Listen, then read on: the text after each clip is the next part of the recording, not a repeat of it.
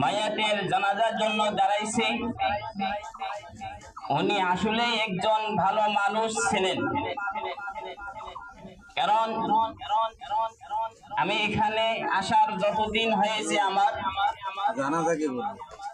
আমি ওনাকে দেখেছি, উনি মসজিদে এসে 5 ওয়াক্ত নামাজ আদায় করেছেন। এটা কি ভালো মানুষের লক্ষণ না খারাপ মানুষের লক্ষণ? এটা আওয়াজ দিয়ে বলেন, ভালো মানুষের লক্ষণ না খারাপ মানুষের? উনি মক্কা মদিনা আল্লাহর রাসূলের রওজা জিয়ারত করে এসেছেন। এটা ভালো মানুষের কাজ না মন্দ মানুষের কাজ?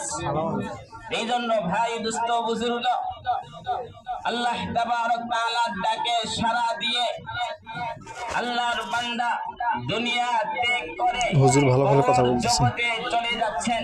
চলেন সামনে যাই,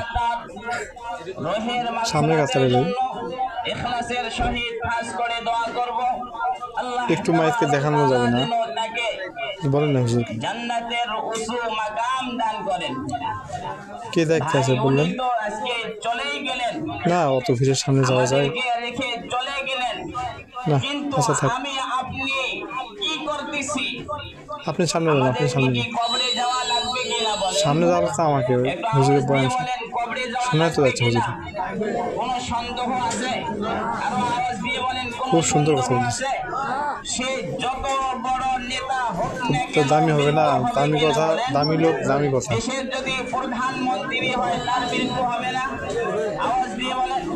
আচ্ছা ভাই দোস্ত বুজুর্গ, আল্লাহ তাবারক তাআলা বলেন, ওহু আলা কুল্লি শাইইন কাদির, তিনি সবকিছুর উপর সর্বশক্তিমান। সবকিছুর উপর সর্বশক্তিমান কে?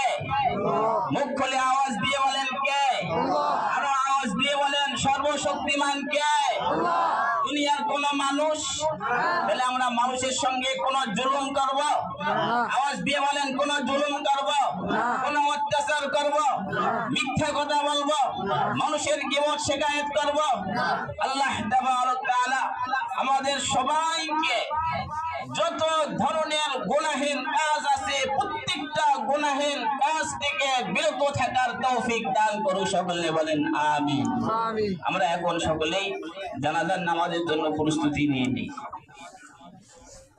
তারপরও 10 কাতার হয়েছে কম বেশি, পেছনে তাই না, পেছনে কাতার আরও বাড়ছে, বেশি লম্বা হয়েছে, জায়গায় তো না, তারপর রোদ না, অনেক রোদ।